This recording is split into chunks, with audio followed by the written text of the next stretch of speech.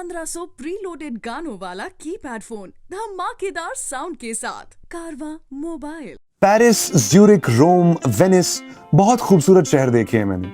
In fact आपने भी देखे होंगे, लेकिन अक्सर हम स्वीडन की कैपिटल स्टॉकहोम को नजरअंदाज कर देते हैं। ऑनेस्टली मैंने भी बहुत अंडररेट किया था जब मैं यूरोप गया, लगभग 6 साल पहले। बट जैसे ही मैं स्टॉकहोम गया, मैंने वहां 2-3 दिन बिताए, मुझे इस स्कैंडिनेवियन शहर से प्यार हो गया।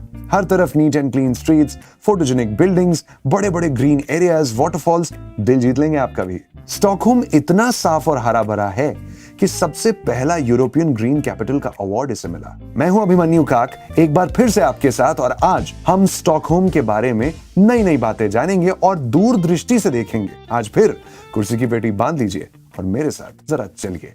क्या आपको पता है कि सिटी ऑफ स्टॉकहोम 14 आइलैंड्स पे फैला हुआ है और स्वीडन के एक बहुत ही बड़े आर्किपेलगो का पार्ट है, जहां ऑलमोस्ट 30,000 आइलैंड्स हैं।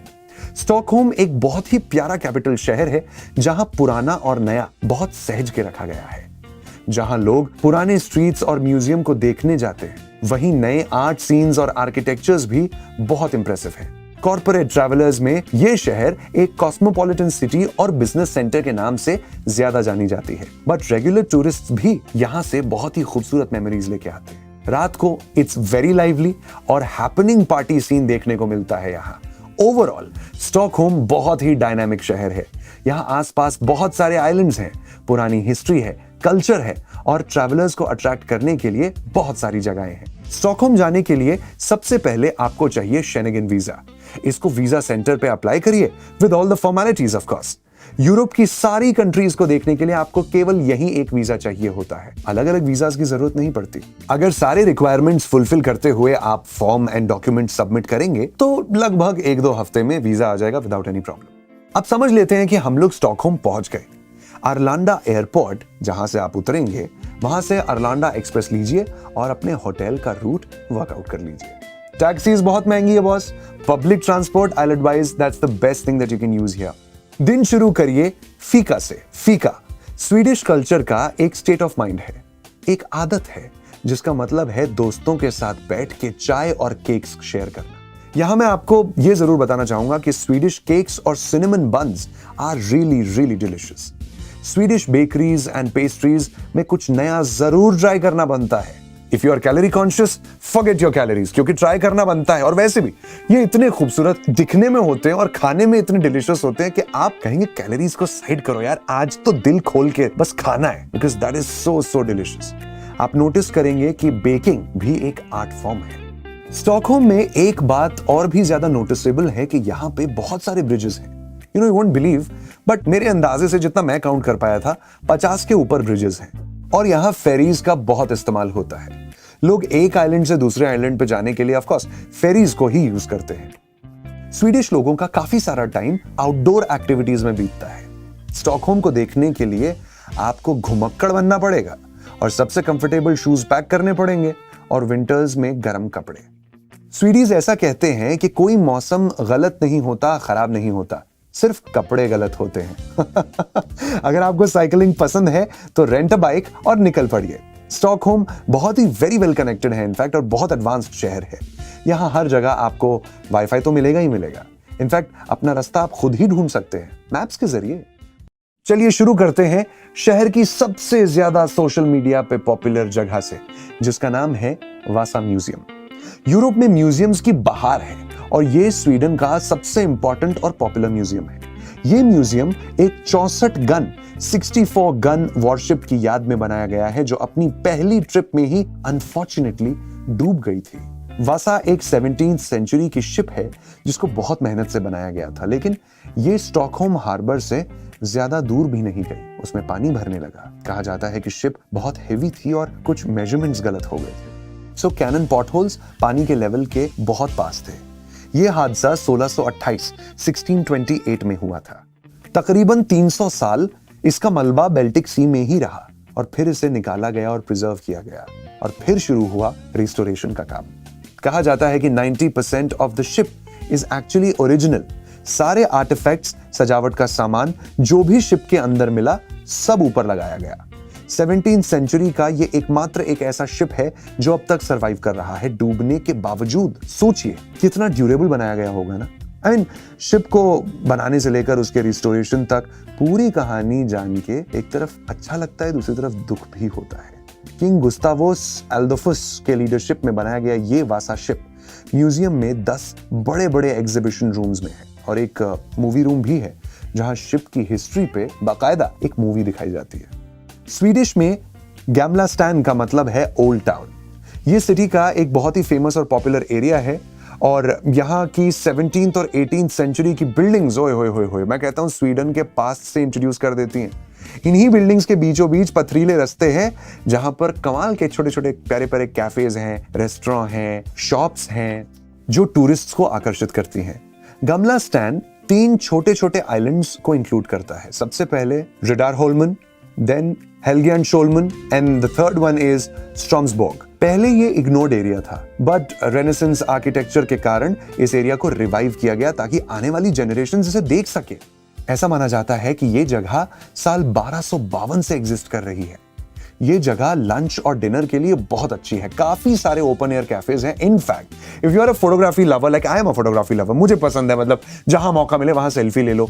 सेल्फी में खुद आऊं बैकग्राउंड पूरा आना चाहिए। लाइक ट्रैवलर सेल्फीज ऐसी ही होती हैं, हमें खुद से मतलब नहीं, हमें बैकग्राउंड से मतलब होता है। सो या I mean you can go there, click lot of pictures for your social media. अब सीधे चलते हैं स्टॉटरगेट। एक पब्लिक स्क्वायर है, पहुंच जाइए और अपनी वॉक शुरू कर दीजिए। यहाँ पे बहुत सारे प्यूरिन ट्रेडर्स और मर्चेंट्स का घर भी आसपास आपको देखने मिलेगा और स्टॉकहोम स्टॉक एक्सचेंज की बिल्डिंग भी यहीं पर है। स्टॉकहोम के पास्ट और प्रेजेंट के ब्लेंड को देखने और समझने का इससे अच्छा मौका कहीं नहीं मिलेगा। यहाँ पे पैदल चलने का अपना ही मजा है बॉस। और हाँ, यहाँ पे आप जब भी जाए टाइम लेके जाए। 2 बहुत इंपॉर्टेंट गवर्नमेंट बिल्डिंग्स हैं, 3 बहुत ही पॉपुलर म्यूजियम्स हैं यहाँ पर, वो सब देखना तो बनता ही बनता है। द रॉयल पैलेस, दूर से ही रॉयल पैलेस पहचान में आ जाता है। बहुत ही बड़ा है और बहुत ही भव्य है। 600 से भी ज्यादा कमरे वाला ये पैलेस अपने आप में एक बहुत ही खूबसूरत कासल था पहले। जब वो जल गया तो ये बना। यहां स्वीडन के किंग और क्वीन और बाकी रॉयल स्वीडिश फैमिली मेंबर्स रहा करते थे। इसके अंदर बहुत सारे गवर्नमेंट ऑफिसेज मिलेंगे। काफी सारा एरिया विजिटर्स के लिए ओपन है। गाइडेड टूर लेने से आपको हिस्ट्री पता चल जाएगी। क्वीन का थ्रोन और स्टेट रिसेप्शन रूम्स काफी फेमस है। चेंज ऑफ गार्ड सेरेमनी एक नियम से प्रतिदिन होती है। यह भी अपने आप में एक देखने वाला एक्सपीरियंस है। यहां पे रॉयल चैपल जरूर देखना बनता है। इनफैक्ट ये स्टॉकहोम का ओल्डेस्ट चर्च है, 12वीं सेंचुरी से, like from the 12th of century. दुनिया भर के नोबेल लॉरेट्स का काम देखने के लिए, उनके बारे में जानने के लिए चलिए आपको लेके चलते हैं नोबेल म्यूजियम में। ये अपने आप में एक अनोखा और अलग म्यूजियम है जहां पे सारे प्राइज विनर्स का काम बड़ी विस्तार से बताया गया है। उनके एक्सेप्टेंस स्पीचेस भी यहां पर अवेलेबल है। अगर आप सुनना चाहते हैं you should listen because you get a lot of motivation. इतना इंस्पायरिंग लगता है जब ये सुन रहे होते हैं यार। यहाँ पे आपको जानकारी मिलती है जैसे नोबेल प्राइज विनर्स की बुक्स कौन कौन सी हैं, उन्होंने क्या क्या लिखा है, और साथ ही बने हुए बुक स्टोर से आप वो खरीद भी सकते हैं। मतलब I mean Nobel prize is a very big thing और ये अगर फील मिलता है आपको वहां पर इसके बारे में और जानने मिलता है तो इससे खूबसूरत और क्या हो सकता है। I mean if you are a book lover then you are in for a treat. Medieval museum, जैसा नाम वैसा काम। 13वीं से 16वीं सदी के बीच, 13th to 16th सेंचुरी के बीच जो कुछ भी स्टॉकहोम की हिस्ट्री का पता चला वो यहां पे रखा गया है।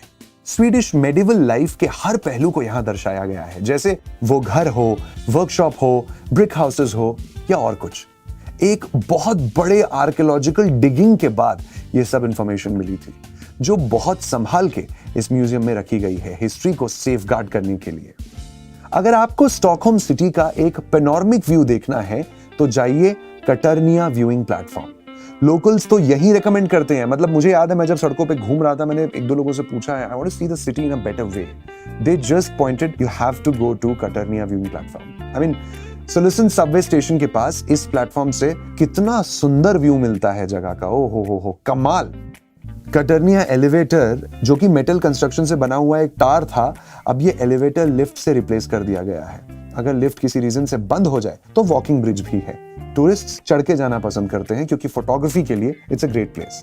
Stockholm is a hub of museums, खजाना है यहाँ म्यूजियम्स का।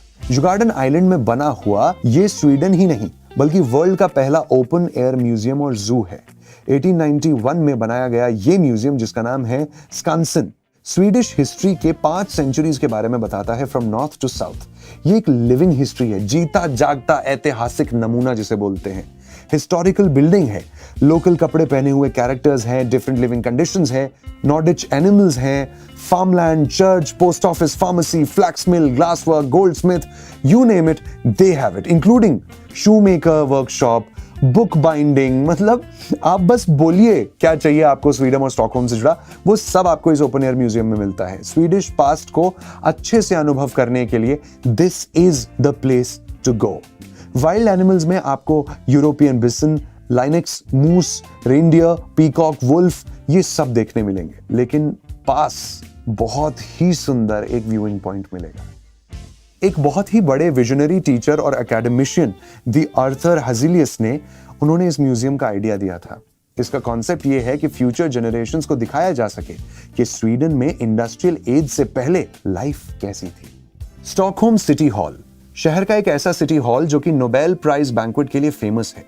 इस पुरानी बिल्डिंग को एक वर्क ऑफ आर्ट माना जाता है। कुछ बिल्डिंग्स ऐसी होती हैं जिनके बिना सिटी अधूरी सी हो जाती है, ये बिल्डिंग उनमें से एक है। इसकी रेड स्टोन्स ब्लू स्काई के साथ बहुत ही अच्छी लगती है। ये बिल्डिंग 1911-1923 के बीच में बनाई गई थी और बनाई गई थी क्रूगर एंड टॉल द्वारा। इसके आर्किटेक्ट थे Ragnar Ostberg. Fotografiska, the Swedish museum of photography. अब फोटोग्राफी अगर आपको पसंद है, आप फोटोग्राफी फैन है, तो आपके लिए ये परफेक्ट जगह है। आप यहाँ इंस्पायर होने के लिए जरूर जाएं, मतलब बहुत इंस्पिरेशन मिलेगा, भर भर के मिलेगा। यहाँ पूरे साल अलग अलग एग्जीबिशंस लगे रहते हैं। 4 बड़े एग्जीबिशंस लगते हैं और 20 से ज्यादा छोटे शोज। वर्ल्ड रिनाउंड फोटोग्राफर्स का काम यहाँ पे डिस्प्ले किया जाता है and it is just so amazing. यहाँ पे ऑफिसेस, कॉन्फ्रेंस हॉल्स और सेरेमोनियल रूम्स भी प्रेजेंट हैं। हेल्गन शोल्मन नामक बहुत ही छोटे से आइलैंड पे स्वीडिश पार्लियामेंट है। आप आइलैंड भी घूम सकते हैं और पार्लियामेंट बिल्डिंग का गाइडेड टूर भी ले सकते हैं। नियो क्लासिकल स्टाइल में बनी हुई ये बिल्डिंग टूरिस्ट को अट्रैक्ट करती है, क्योंकि यहाँ गैलरी में शीशे से पार्टीशन से नहीं, ऑनगोइंग स्वीडिश पार्लियामेंट सेशन को लाइव देखा जा सकता है। ये बेसिकली एबा एक्सपीरियंस पे बेस्ड है, उनके एक्चुअल कॉस्ट्यूम है। टेक्निकली ये म्यूजियम नहीं है, बट एक एग्जीबिशन है जो पॉप बैंड को डेडिकेट किया गया है। सनसेट को देखने के लिए आप मॉन्टेलियू-स्वागन चलिए। अगर आपने 3 से 4 दिन में पूरा स्टॉकहोम घूम लिया है, तो एक दिन बोट टूर के लिए आप सैंडहैमन आइलैंड का एक ट्रिप फाइनलाइज कर सकते हैं। स्टॉकहोम में बहुत सारे आइलैंड्स हैं और हर जगह के लिए हाफ डे या फुल डे टूर्स अवेलेबल हैं। किसी भी जगह को अच्छी तरह से समझने के लिए वहां खाने को भी समझना जरूरी है। लोकल डिलाइट्स को एक्सपीरियंस करने के लिए, उसके बारे में जानकारी हासिल करने के लिए फूड टूर के लिए आप साइन कर सकते हैं। कुछ फ्री वॉकिंग टूर्स भी अवेलेबल हैं जो आप वेबसाइट पे चेक कर सकते हैं।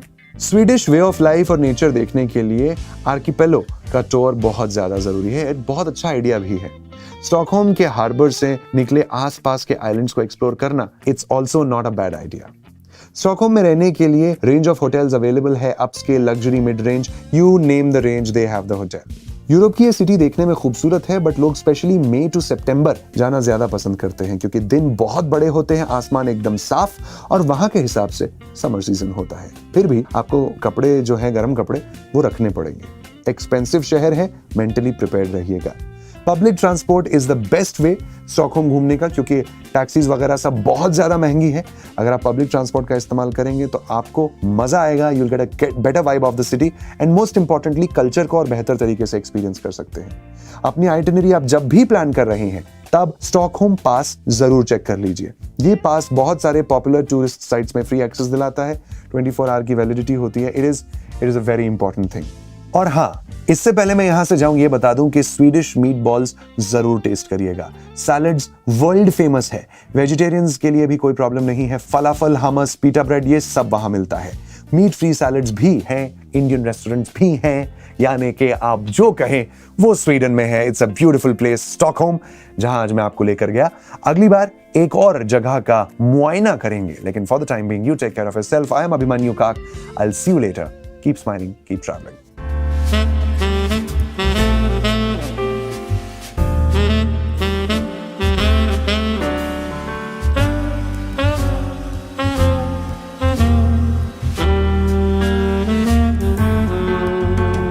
चांद मेरा दिल चांदनी हो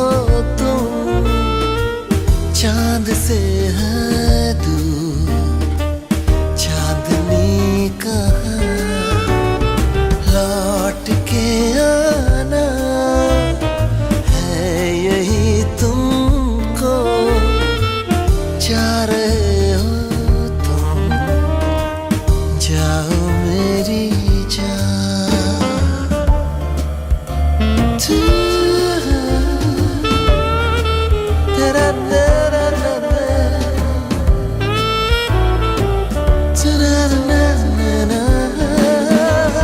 आजा मेरी सांसों में महक रहा रे तेरा गजरा, आजा मेरी रातों में लहक रहा रे तेरा कजरा। हाँ, आजा मेरी सांसों में महक रहा रे तेरा गजरा,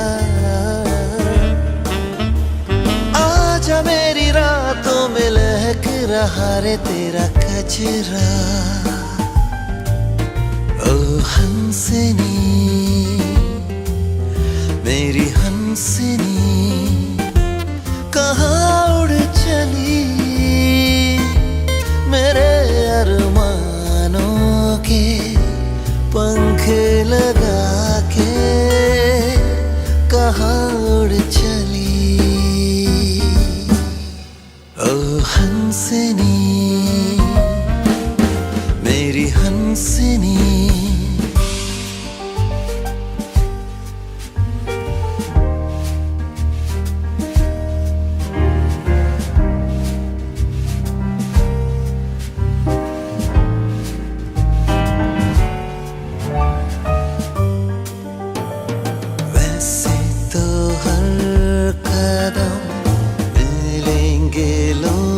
सनम मिलेगा सच्चा प्यार मुश्किल से, यही तो है सनम प्यार का ठिकाना। मैं हूँ मैं हूँ मैं हूँ चाँद मेरा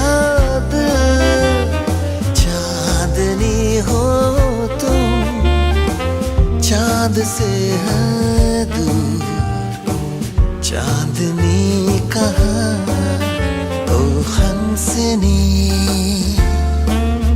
मेरी हंसनी, ओ हंसनी मेरी हंसनी।